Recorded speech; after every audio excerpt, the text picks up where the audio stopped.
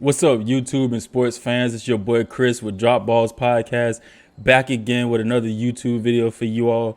So while you're here, go ahead and hit that subscribe button down below. Don't be shy. Ring that bell so that way you all get the notifications whenever I drop a new video. Now, if you like listening to podcasts, be sure to tune in to Drop Balls Podcast. I drop an episode every Tuesday, so there will be an episode tomorrow. Be sure to tune in. You don't want to miss out on that episode. It's gonna be dope. It's gonna be dope. It is available on every podcast platform, Google Podcasts, Apple Podcasts, Amazon Music, Amazon Audible, and Spotify. So be sure to tune in and tune in to Drop Balls Podcast. Like, share, subscribe, all of the above for your boy.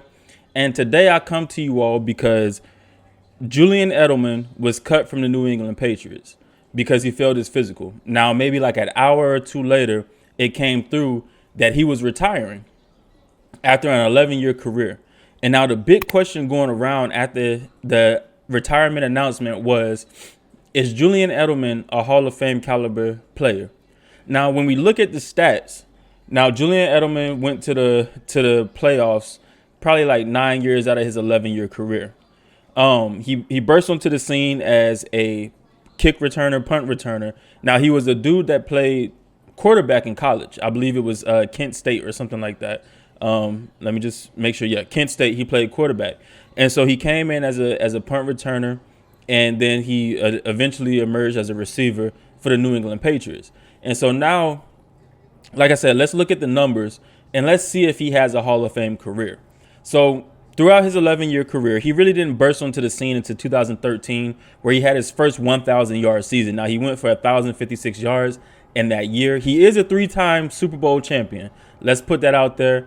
But over the course of his career, he had 620 receptions for 6,822 yards. He averaged about 11 yards a reception, 36 touchdowns, and a 65.9% completion or catch percentage. Now, when you go look at his playoff totals, they're actually pretty good.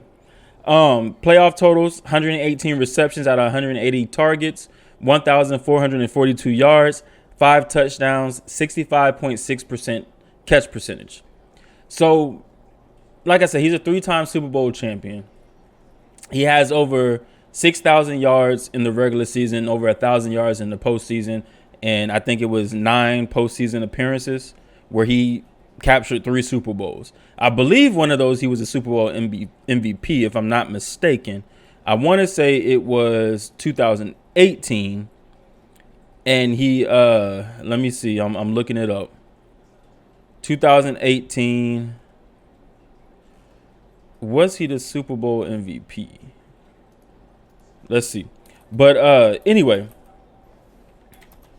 hold on.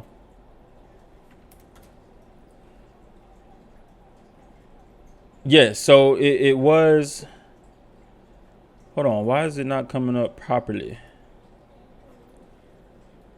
Yeah, I do believe it's 2018. He was the Super Bowl MVP. I'm pretty sure somebody will. Yep, exactly.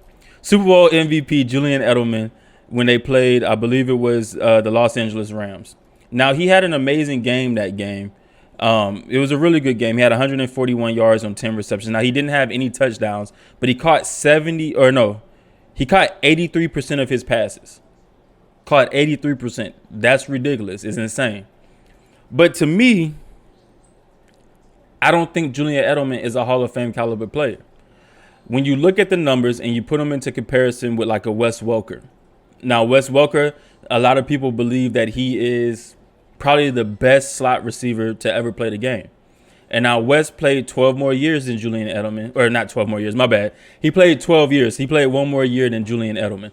And over the course of Wes Welker's career, he amassed 903 receptions, 9,924 yards, 50 touchdowns, and a 70.8% catch percentage, which is amazing. It's amazing. Now, Wes Welker, he doesn't have the accolades in the postseason, but he is, I mean, let's see, he has 6 postseason appearances. So, 3 less than Julian Edelman's. And I'm pretty sure had he played 3 more postseasons or made it to 3 more postseasons, his numbers would be a lot better than Julian Edelman's. Now, with Wes Welker, he has 88 receptions on 116 targets, 866 yards, 5 touchdowns, and a 75.9% catch percentage. So not only did his catch percentage go up by 5%, like his catch percentage shot up there. But not only that, but his yards per catch went down, but that's only because you're the product of the team that you play for, right? So his catch percentage went up. And, with Julian Edelman, his catch percentage went up by we're going to go back to his stats. His catch percentage in the postseason, it didn't go up by much. It was 65.6 in the postseason, 65.9 in the regular season. So actually, it went down in the postseason. And like I said, he has what? So Julian Edelman has about 3,000 more yards than Wes Welker has about 3,000 more yards than Julian Edelman in the regular season. Julian Edelman is sitting at 68.22. Wes Welker is sitting at 99.24. And he has 50 touchdowns compared to Julian Edelman's 36.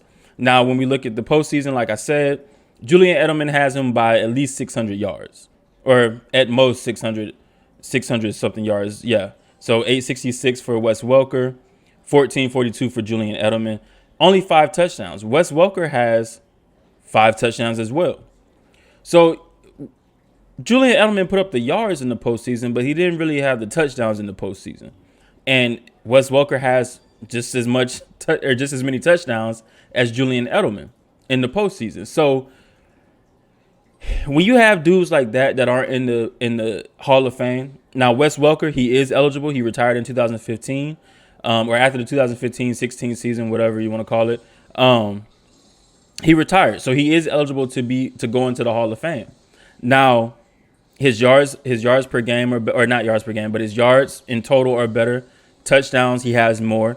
Catch percentage is higher, and everything he brought to the Patriots when he was there was tremendous. Julian Edelman, he brought a lot to the Patriots as well, especially when Wes Welker was on his way out of New England. But he's not Hall of Fame to me. Wes Welker isn't in. Ocho isn't in. Jimmy Smith isn't in. Brandon Marshall hasn't officially retired, but when he officially retires, I'm pretty sure he will be a Hall of Famer. Maybe not first ballot, but maybe second ballot. But when those kind of dudes aren't in the Hall of Fame, I don't understand. I can't see Julian Edelman being part of the Hall of Fame at all. Now, maybe sometime down the line, maybe like 6th ballot. I don't know. But I don't see him being inducted into the Hall of Fame. The only reason he might get in is because of his rings. He has 3, and he has a Super Bowl MVP. So that might get him in just off of that. But I don't see it happening. Now, the criteria of the Hall of Fame hasn't really been explained. It isn't really like this thing that you could just go off of. It's just however they feel when you get nominated, pretty much. And that's what I think.